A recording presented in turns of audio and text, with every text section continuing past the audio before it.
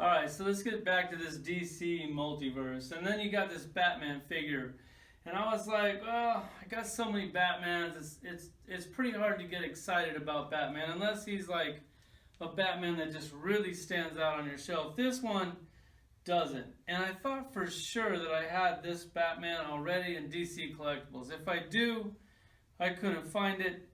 I got like a sea of Batman down there. I'll show you those in the video. There's probably, I don't know, I probably have at least 80 Batman figures.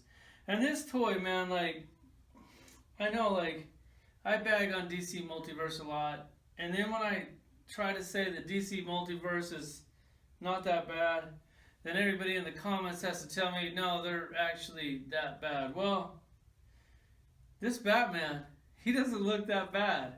Let's check him out.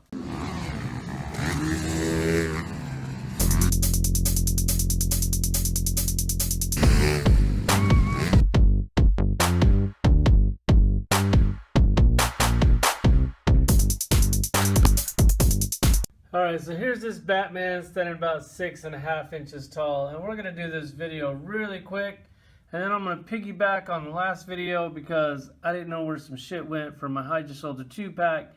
You guys helped me out, so I'm going to put those on, fuck it, I'm just going to put them right in the middle of this video. So here he is, let's get a closer look. Alright, so I'm going to try to defend DC Multiverse once again, and we'll see how this works out for me. Because this is basically, it's a new toy. There might be a couple reused parts on it, but for the most part, this thing is a brand new toy, and it's not bad. Like, it actually looks pretty good. I love how the bat is sculpted on. The cape is cool, nice and flexible. I mean, it's not state-of-the-art technology on this thing, but to me, it is a cool toy, but it's just another Batman, and I have way too many Batmans. We'll go over the articulation real quick because it's not that great. The head is on a ball, doesn't move much. The shoulders on a ball, that doesn't move much because the cape. Bicep swivel, also restricted because the cape. But what did you expect? He's a cape figure. Shit like that always happens. Single elbow, which I love because it looks nice and clean with no pin. Old school wrist, don't know why they're still doing that shit. The ab crunch works okay and doesn't really look that great. Has this weird split joint that pretty much every collector out there hates, but they continue to use it. I can't figure that one out.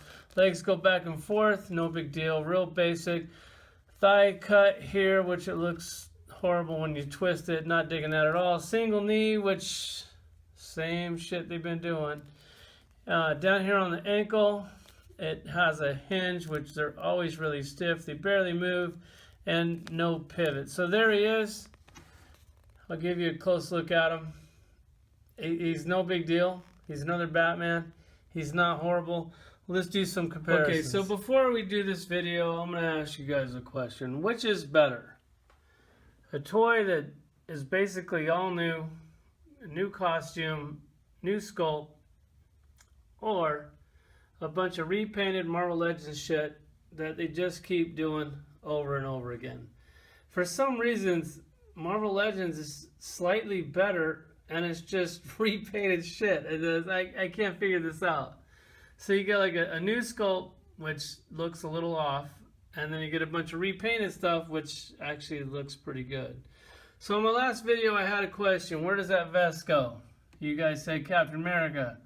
Had a hard time finding him because he's in the back of the shelf, and that thing doesn't really look like a vest from far away. It looks like a strap. And it looks like a fishing vest more than anything else. But there's the vest. Thanks for the help on that one.